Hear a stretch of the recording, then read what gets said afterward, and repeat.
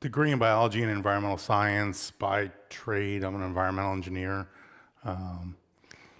Been serious in the hobby since about 95.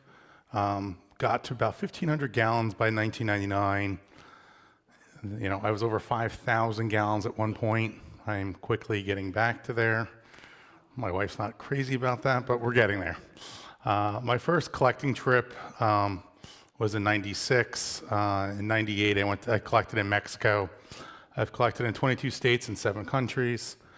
I mostly focus on cichlids, but as you know, as part of the BAP program, I started keeping a whole lot of other fish. Next slide. So tonight we're going to talk about Toothy Tetras. This talk was basically made for people that, you know, tank busters, monster fish. We're going to move through it. There are fish all different sizes.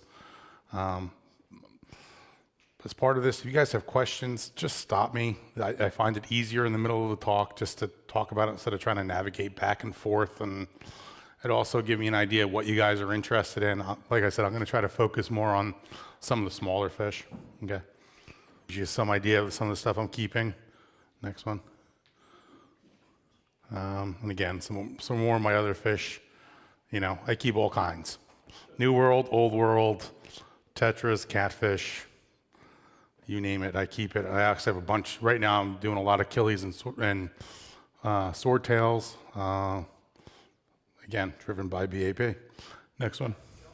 Yeah. Is that an auto cat? Is that the Peruvian auto cat? No, that's actually a green auto from Uruguay. So that's a total green auto. A bunch of those are for fish that I collected in Uruguay. Obviously, you go collecting, that tends to take over your fish room. Okay. Toothy Tetras, keep going. So we'll be talking about Characins. So this is, you know, when I say tetra, we're going to take some liberties with that, okay? We're going to try to focus on fish that are in the hobby. Some of the fish in here are not. Mostly it's to sort of show you what's out there and then to also show you some, if you go, hey, I really like that fish, there's other options, smaller options, sometimes within the same family, or another fish that looks just like it, that instead of being 6 foot long is 6 inches long, okay? Again, ranging from 1 inches to 60 inches, and both of those are probably the extremes, okay? Again, tanks from 1,000 gallons to probably about a 20 long. You may be able to get away with a 10. Most of my, you know, for the most part, I keep fries in 10s. All my rack systems are 20s or 29s, so. And again, these are only overviews. I can and have given full talks on many of these species. This is just to give you an idea of what's out there, give you some ideas about something you may want to keep or think about, okay? Okay, I don't speak Latin, just putting it out there. So I'm going to use a lot of common names. The Latin names will be up on the screen because a lot of these actually have a lot of the same common names. You know, probably 5 or 6 different species all have the same common name, which also makes this interesting, okay? Okay, so the poster child of Toothy Tetras are piranhas. Again, this is going to be very quick. I'm not going to go into great details. So you have the true piranhas. There's 3 species of those. Those are the ones everybody knows. These are going to be your, you know, your red bellies, your blacks. And then there's a Serrasalmus. Those are 20. There's about 22 species of those. Unlike true piranhas, these are not schooling or shoaling fish. They tend to hunt alone or in solitude, especially as adults. Like most fish, as fry or young, they'll school, but once they get to be adults, they're sort of on their own. Then you have the Wimple Piranha.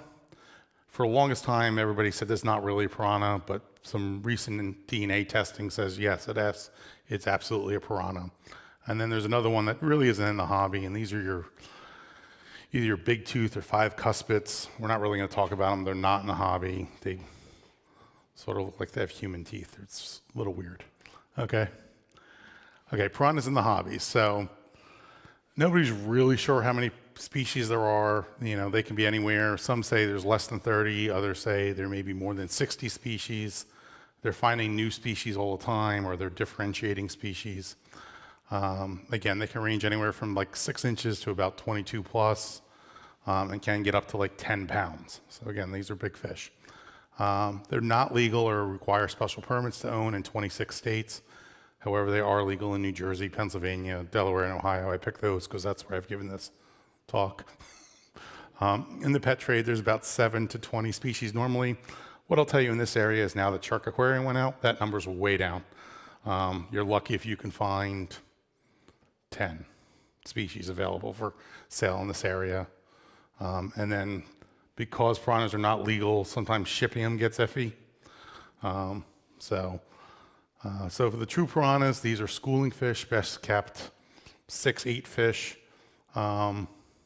Again, less true as adults.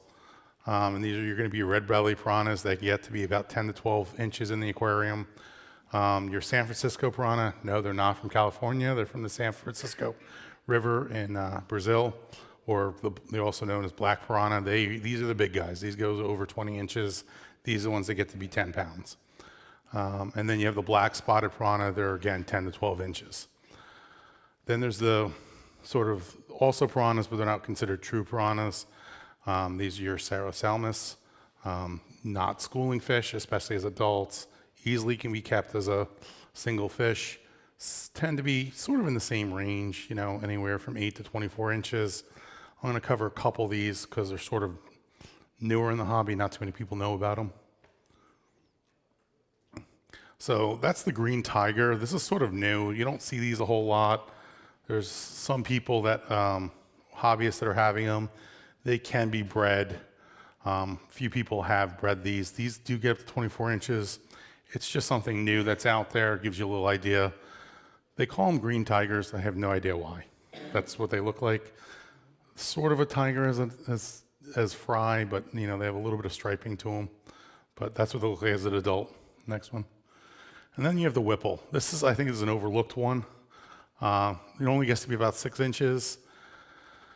It's a leptophage, which means it eats scales, which makes keeping it with anything else quite interesting because it just, you know, it'll eat scales off a fish up to 3 times its own size. So it just rams fish, knocks scales off and eats them. The plus is they like eating flake food. You throw the flake food in, it looks like scales floating in the water, they eat it. So it's just, you know, an option if you go, hey, I want a piranha, but I don't want something that's going to be a foot or 2 feet. Here's an option. Okay. Piranha Keeping.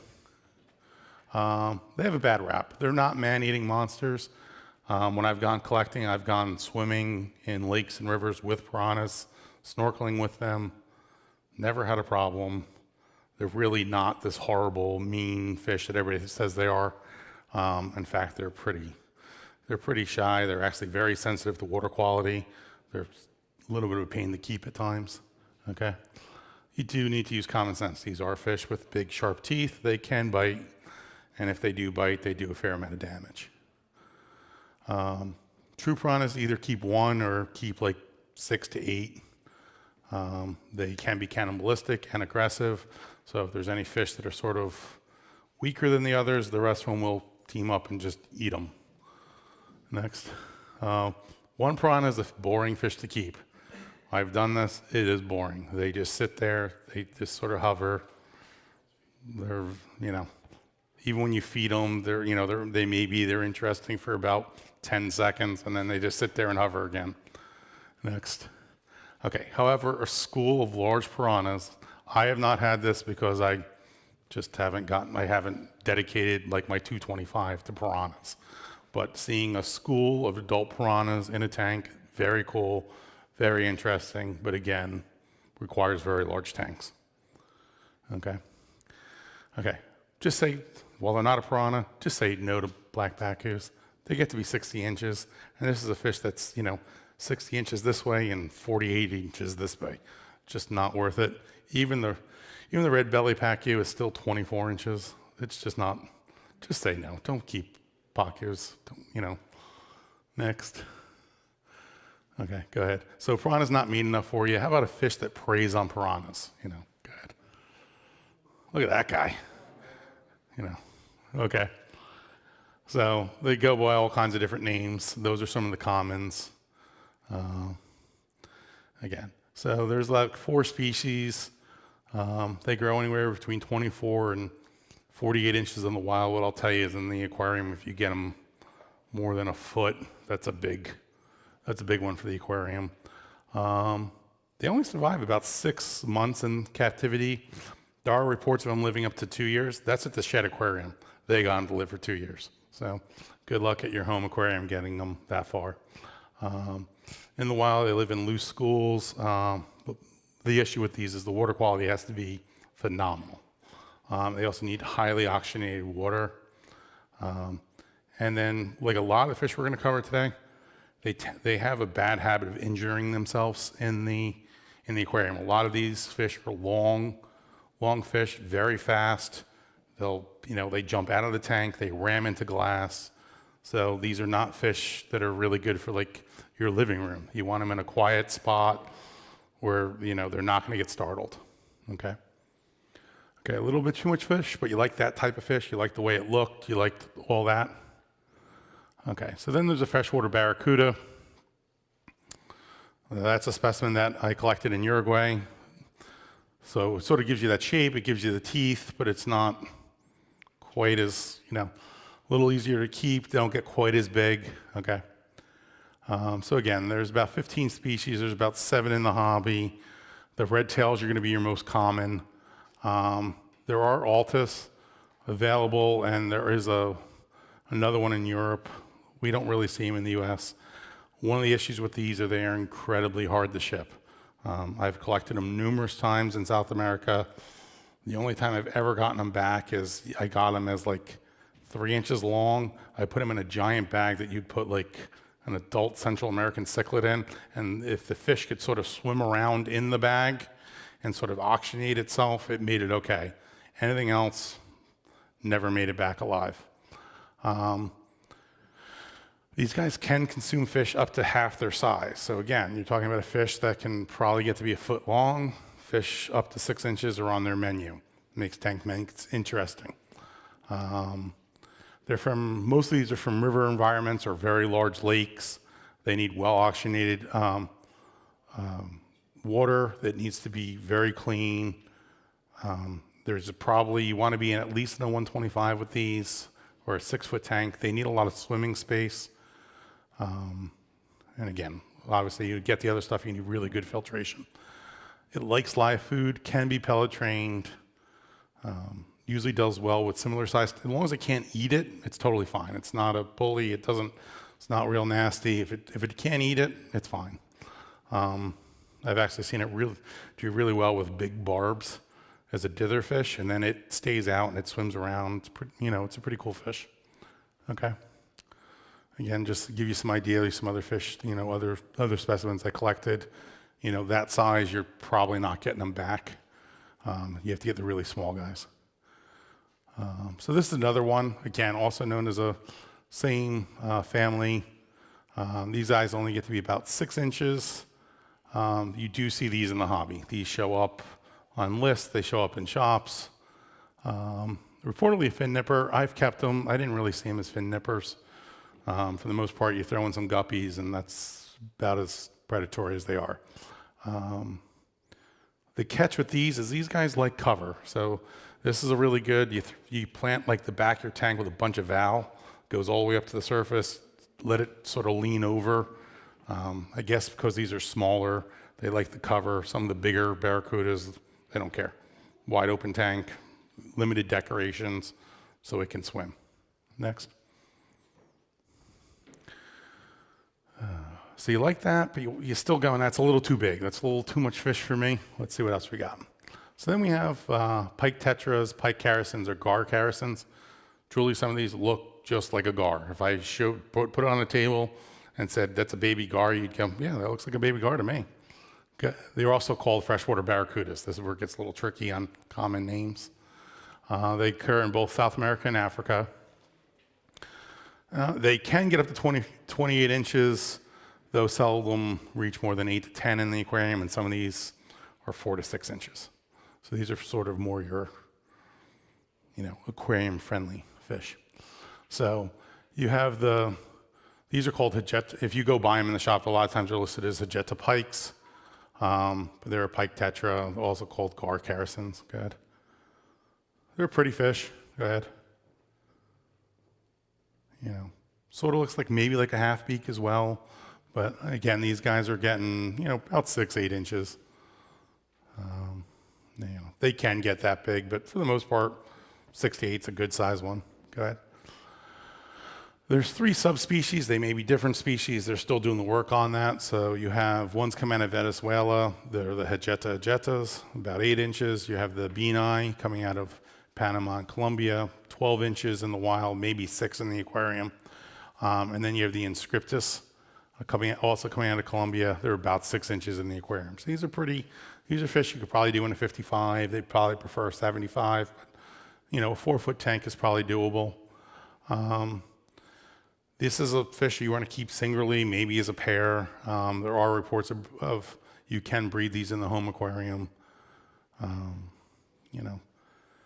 The nice thing about these guys is, unlike a lot of the ones we're going to talk about tonight, they don't care about water quality. They come from stagnant water. They can breathe oxygen. You could, throw these in a bowl and they'd survive. They can be difficult to feed. These guys are going to be mostly live food trained. Live food, you may get them on frozen, freshly killed. Pellets, flake, it's going to be tough. They need something that's moving, something to trigger predatory instinct. Okay. These guys are gorgeous if you can find them. So these are striped Pike-Characins. That photo does not do them justice. We're talking neon lime green. So a really cool fish. Go ahead.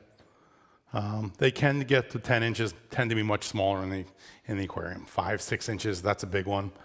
They're coming from slow water, coming out of Brazil mostly. They're active predators, should only be kept with larger fish.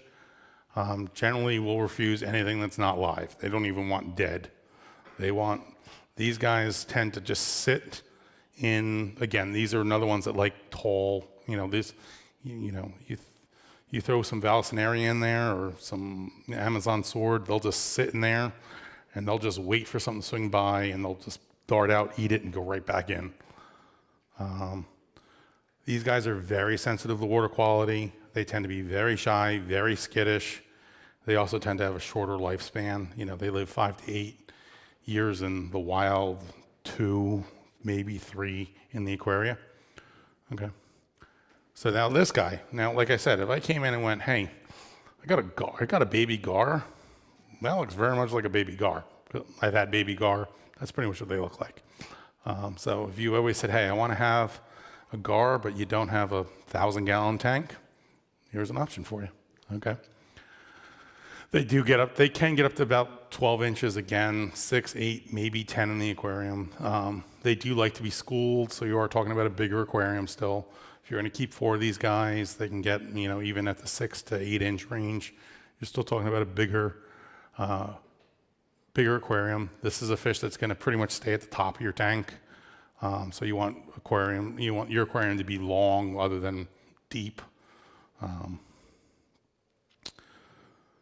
Again, this is another one that's going to like, sort of the smaller guys are going to like cover. Very sensitive to water quality, tend to be shy and skittish. This is one of the ones that will just shoot out of your tank, will shoot across the tank and smack itself and break its jaw on the side of the aquarium. So this is another one you sort of need a quiet space, even some subdued lighting probably helps with these guys. Okay. This is one of my favorites. So this is an OD pike. They're called African Pike-Characins. Very cool, heavier bodied. One of my favorite fish to keep, actually. Go ahead. So again, you go buy them, they're going to be called OD pikes. That's sort of what they can get 12 to 14. I've never actually seen them get that big, and I've kept them for a while. Again, 8 inches is probably what you're talking about, maybe 10. Very long tanks. This is probably, you could get away with a 75, but you're probably going to want a 6-foot aquarium on this one. Very tight fitting lids. It's a jumper. Again, good filtration, good oxygen levels. This is another one. It's not the most exciting. It does sort of just lurk and sit in the plants and just pick off things as they come by. Live food is probably going to be required. Definitely don't hand feed these guys. They will bite you. Again, tend to be shy and skittish. Most of these guys are going to be that. Good. Again, just gives you an idea of what you're looking at. This guy's sort of a cool guy. I've only had it for a short period of time. I didn't have a whole lot of luck with them. So these are the needle fin eaters. Go ahead. 4 to 6 inches. Again, long tank. This is something you can get away with. Like a 33 long would be a really good tank for these guys. As the name says, they're a fin nipper. They're going to attack tank mates and try to eat their fins. Best tank mates are going to be armored or smooth skin catfish, rays, anything that doesn't really have fins or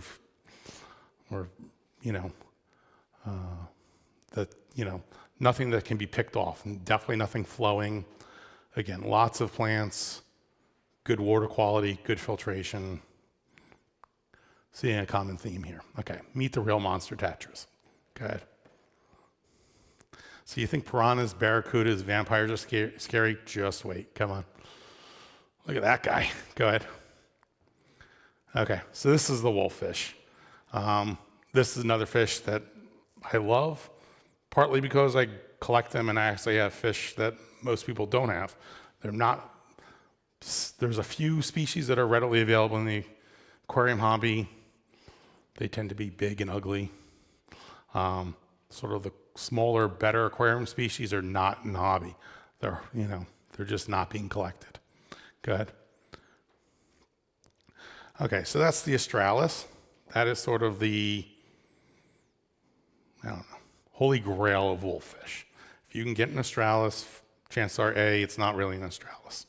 Let's start there. And if you can get them, you're going to pay through the nose for them. That's the fish I collected in Uruguay. Go ahead. Go ahead. So there's 13 species known.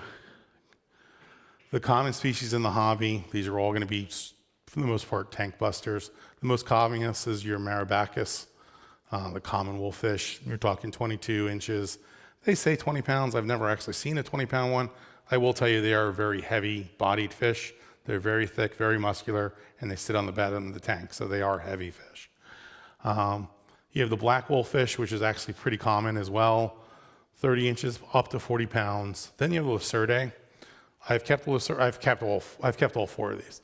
The Lacerdae, the green wolffish. This is another one that's not. There's maybe theoretically 20 people in the country that actually have true green wolffish. Again, 30 inches, 30 pounds. On this one, it's the rarity that makes it so cool.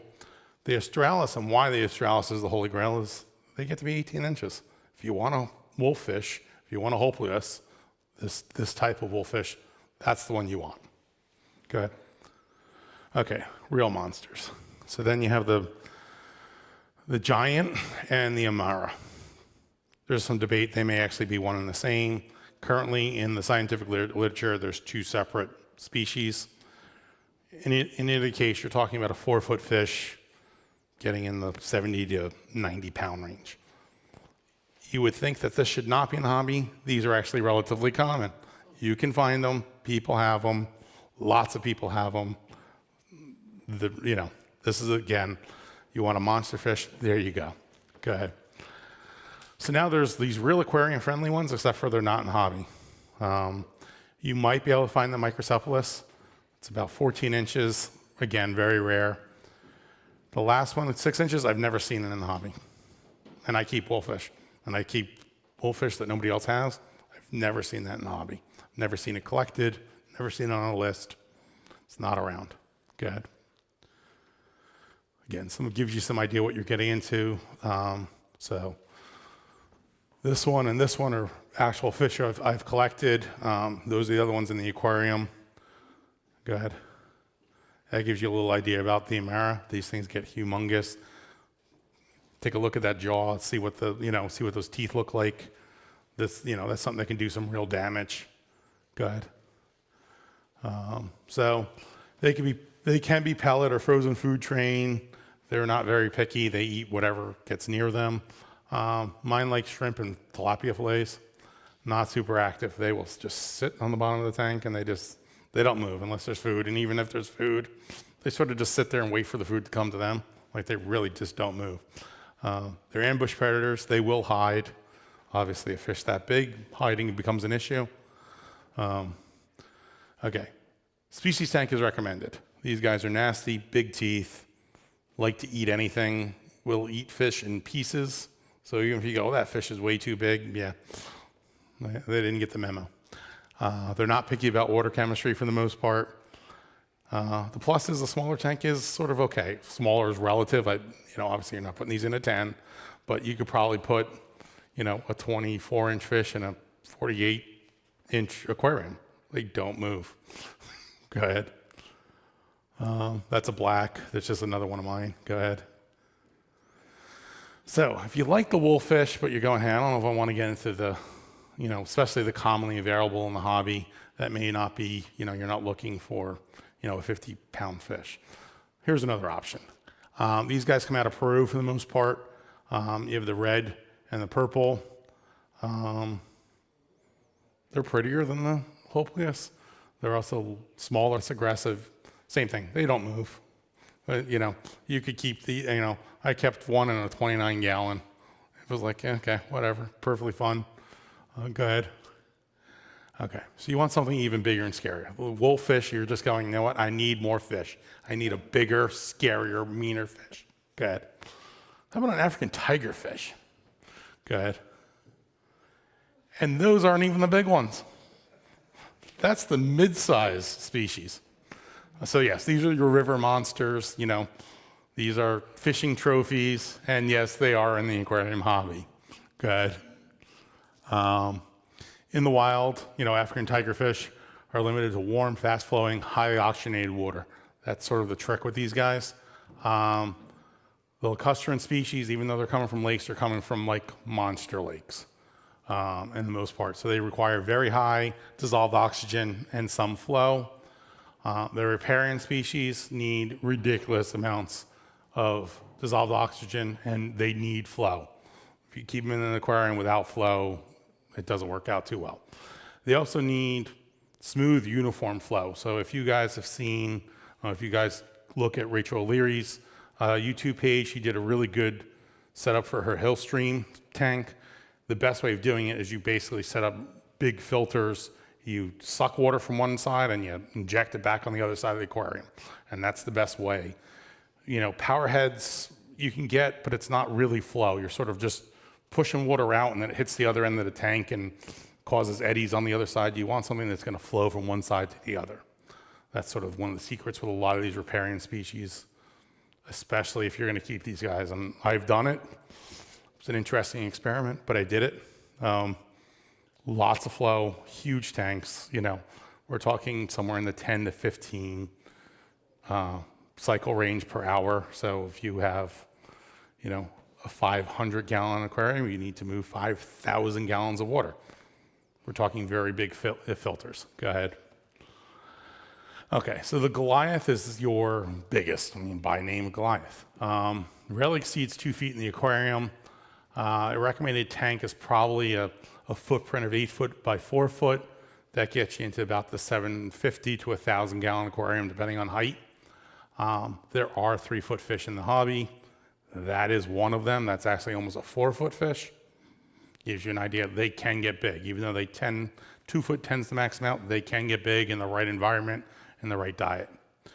Okay, your Vittatus, the Tanzanii, and the Brevis rarely exceed 18 inches in the aquarium. Again, you're probably talking about an 8-foot by 3-foot or about a 500-gallon aquarium. The one that's sort of, what I will call aquarium friendly is your Folks Alali. Okay, about 12 inches in the aquarium. 18 is not unheard of. Recommended is an 8-foot by 2-foot, but you could get into a 6 by 2. 6 by 2 puts you into about a 180, maybe a 225. So this is, if you wanted to get into this, that's sort of the one you want. It is available in the hobby. They're not that rare, and they're not actually that expensive considering what you have to do to get them. Go ahead. So here's your Goliath, again, the largest of all the African tiger fish. They're also the most expensive. Because of this, a lot of the Goliath African tiger fish in the hobby are not really Goliaths, because the distributors, the collectors go, that's the one that got to get the most money. It's a Goliath. There you go. It's really the case. Most wild fish only get to about 2 to 3 feet, weigh about 25 pounds. The world's record is 99 pounds. Gives you an idea. These fish can get pretty serious. They tend not to get over 2 feet in the hobby.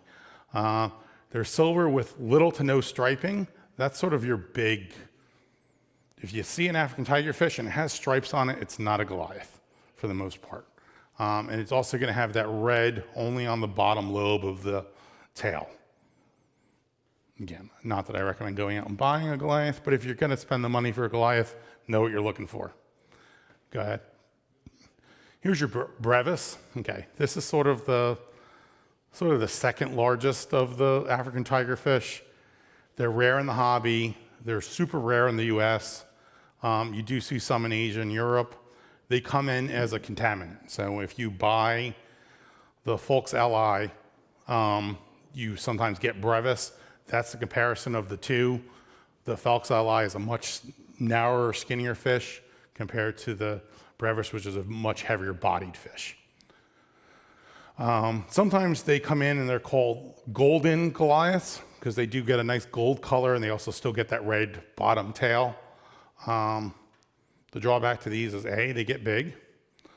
World record is 28 pounds, so a little better than the Goliath. The Goliath's 100, this one's only 28. You're already doing better there. They're also super aggressive. This is a fish that will absolutely eat fish in pieces. In fact, in the wild, that tends to be what they do. They swim up, they bite the tail off a fish, and they wait for it to die, and then they sort of pick it little pieces, sort of like a shark. Go ahead. Okay, so this is the one, if you're going to keep it, this is the one that's sort of recommended. It's also called the elongated tigerfish. It's readily available in the trade. It has very pronounced stripes. It can be colorful. It's not the most colorful, but it can be colorful. You see a little bit more yellow, more red. In the wild, they get to be about 12 inches. World record's 9 pounds. It's rare for these guys to get more than 10 inches in the hobby. And again, you could keep it in a 180. That is the world record picture. Okay. This is actually one of the most common in the hobby. Again. The Vittatus, very pronounced stripes, super colorful tail. This is the one you saw when I first brought up the slides and you saw the anglers and I went, these aren't even the biggest. This is what it is. Okay, they get to be about 24 inches in the wild. The world record is 35 pounds. That is the world record. And if you look at it, it looks like the fish is actually 10 pounds overweight. Like the thing is just a football. Like that's not what it should look like. It really should max out about 25 pounds. They get to be about 18 inches in the hobby. It is a doable fish. I think the Folks Ally is a better choice, but again, this is the most common in the aquarium. This is an aquarium picture. Go ahead. Then there's the Tanzanii, least common, maybe not even in the hobby at all. There's some debate about that. Sort of the consensus and doing some DNA testing, most of the Tanzanii in the hobby are actually an undescribed species that's been called big eye.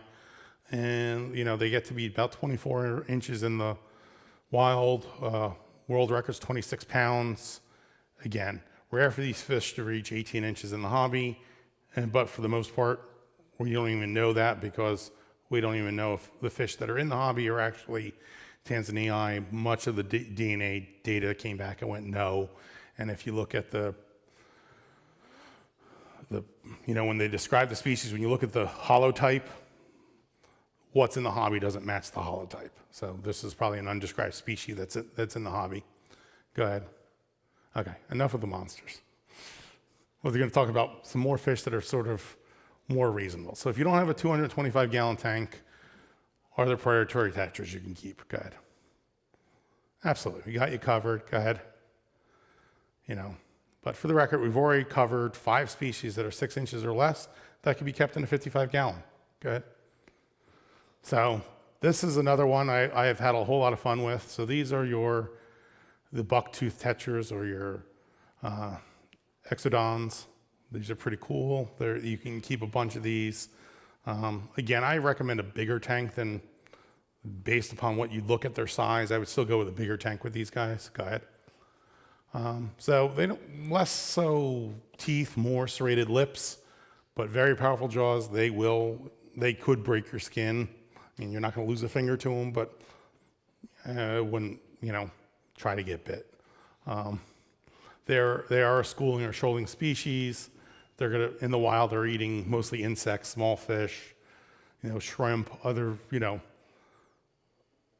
they also eat, they're another one of these scale eaters. This is what makes them, they're going to be a species tank. You can't keep them with other fish. They will, no matter how big the fish is, they will attack it and eat the scales. Go ahead. Okay, they get to be about 6 inches. That's big. Usually 4 or 5 inches. I don't know if I've seen too many 6 inchers. They're schooling fish, keep about 4 or more. If you're gonna do these, they're easily available in the hobby.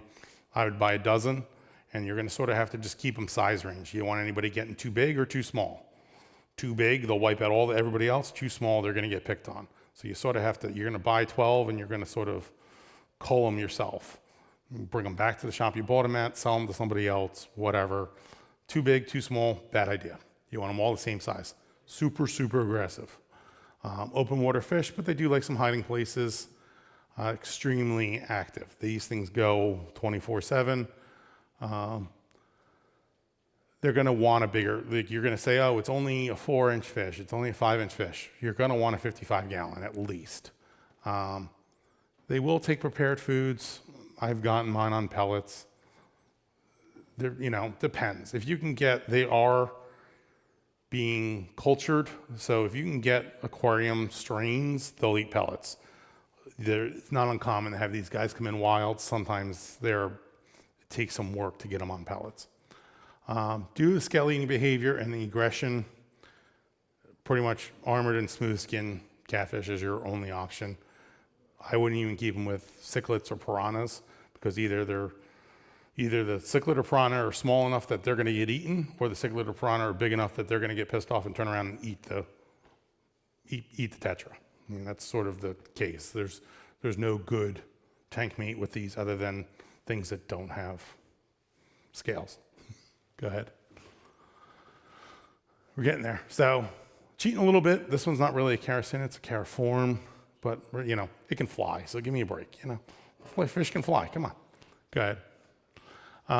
There's a bunch of different hatchet fish. The common hatchet fish gets to be about 2.5 inches. There are ones that only get to be about 1 inch.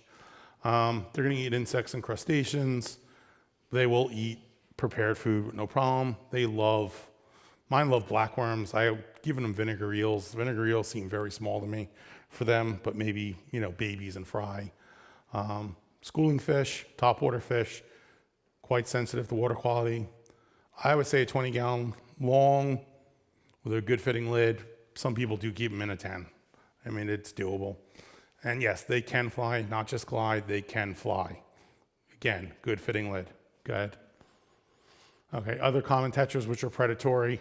The first 3 I would say are very predatory. Be careful with black tetras, chondra tetras. Buenos Aires tetras have other names. And I will tell you for sure, I've had wild caught. I brought wild caught Buenos Aires back. They looked really cool, and all of a sudden, all those really nice cardinal tetras I had disappeared, gone. And I had them for like a year in with big, gymnogeophaguses, and there were serpe tetras. Never had a problem. Within 2 weeks, they put in the Buenos Aires in. The cardinals were gone. Give you some idea.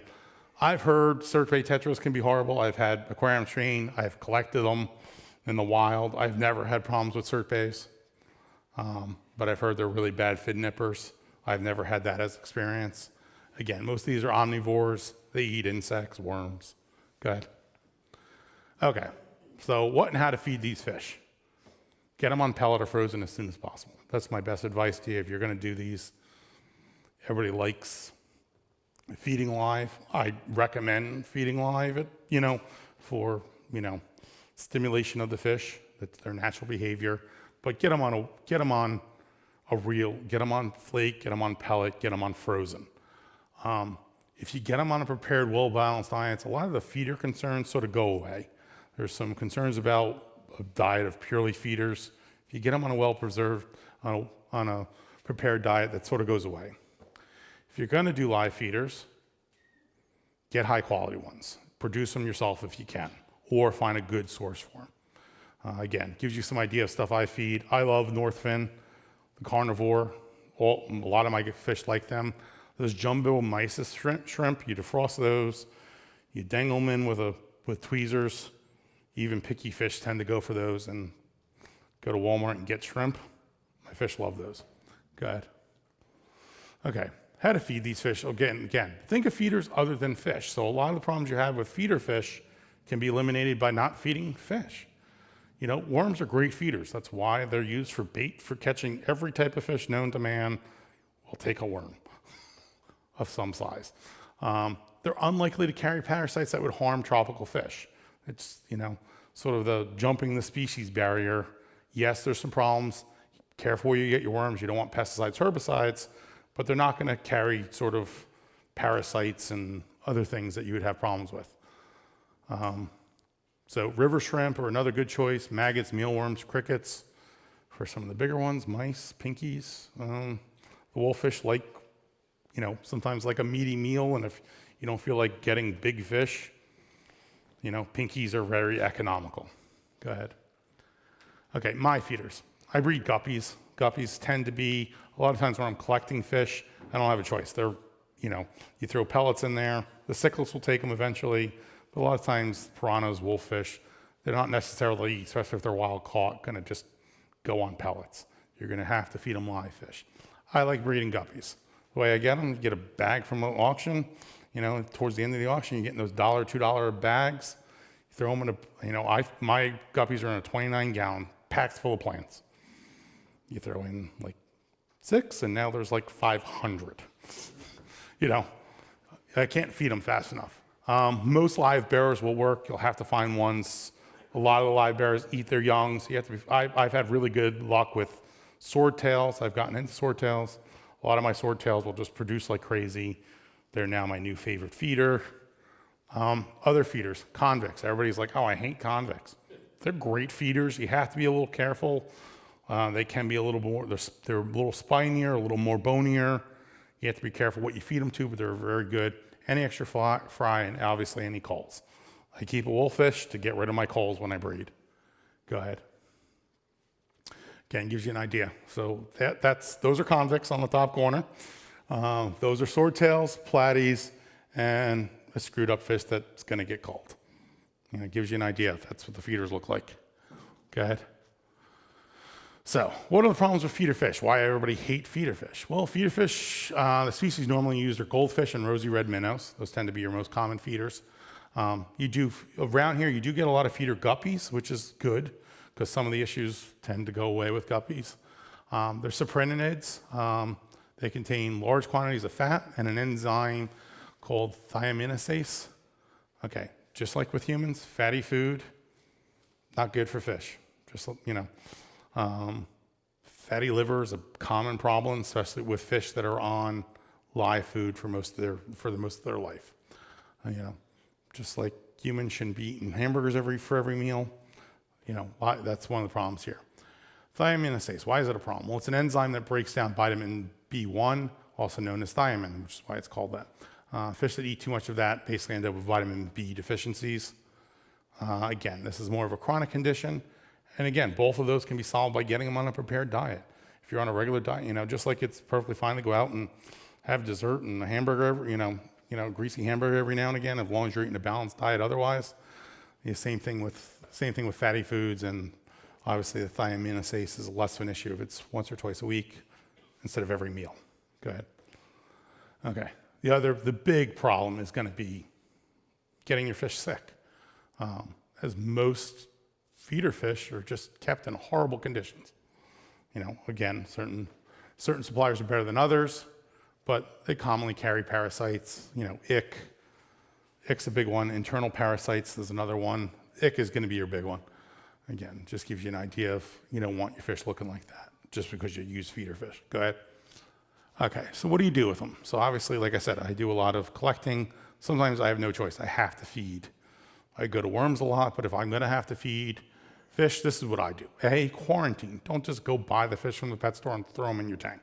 Horrible idea. Guarantee you it's going to end badly. Absolutely 1 week. Absolute minimum. And again, if you're going to do it regularly, I say get a big quarantine tank and just keep fish and treat them. When I'm keeping large predators, I'll keep 3 or 4 feeder tanks and I'll sort of cycle through them. This tank, this one will get to age for a week or two, and then I'll buy new and I'll put it in that tank and let it age for a week or two. That's if I'm not producing enough feeders of my own. Pre-treat, before they go in the tank. It's a good idea for any fish you're going to put into your fish room, into your tanks, that A, they be quarantined, and B, I'm a big fan of dips. I like the all-in-one treatments. It's a formalin blue and methyl blue and and formalin mixed together, highly effective.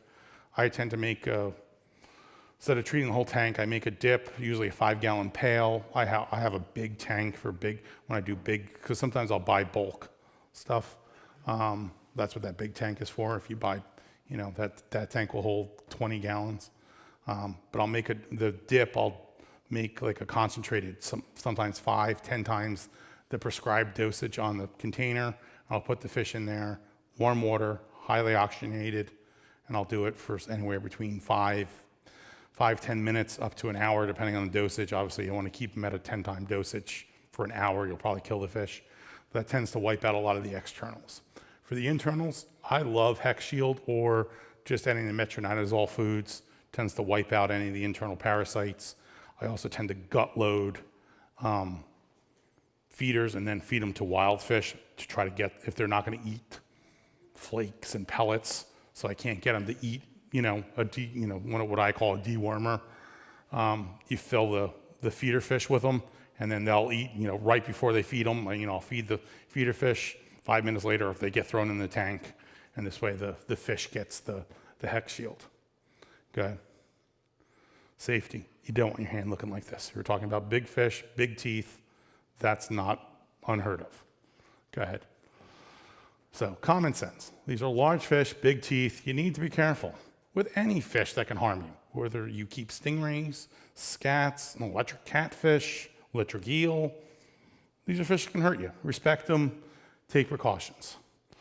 One of the best things you do, limit the amount of time your hand is in the tank. Eliminate if possible. I'm a big fan of pythons. My python is the extended one. This is like a 24-inch tube on it. Nice, with the exception of 2 of my tanks. My hand doesn't get wet. When I vac my tank, I can do all my water changes. My hand never has to go in. One of my other favorite tools is that little grabby thing. Mine's a little better. Mine has a little hinge in the middle, it folds up real nice, and you can switch out the tips. You can put a little scissor on there for doing little aquascaping. That's great if you drop something in the tank. Suction cups, you need to move a heater, move a piece of decoration, remove the half-eaten feeder fish that they decided to bite in half, so you don't have to stick your hand in there. Some of the people swear by these cut-proof gloves. They're not going to prevent the teeth from penetrating, but they'll prevent you from losing the finger. You'll still get pricks through the mesh, but they can't complete the bite. Sort of helpful.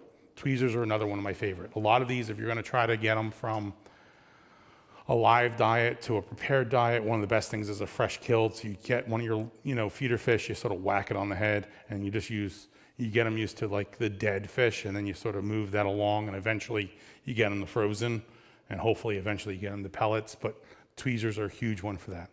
The other thing is isolate the fish. So one of the things I learned keeping large Central Americans, you end up putting dividers in tanks. Well, you can use dividers to sort of herd your fish to one side of the tank and then go do work. Especially with some of these bigger fish, you're talking about, if you're going to have an 8-foot tank that's, 3-4 foot wide, chances are it's also 3-4 foot deep. You're talking about you're climbing in that tank to do things. Isolate the fish. don't hand feed. You know, that's one of the biggest mistakes that I see people make. It's really cute. It sort of works with cichlids, other fish, but I've seen people that hand feed puffers that now don't have fingertips. You know, a lot of these fish absolutely have the ability to just shoot out of the tank. So you'll think you're safe. You're 2 inches off the top of the water, and it'll just come straight out of the water and bite your hand. Go ahead. So questions, concerns. There's some other fish that I've collected. For you guys that know that on the bottom, that's Ken Davis with a piranha. So it's me on the top with a small piranha. We were fishing some wolffish, another barracuda.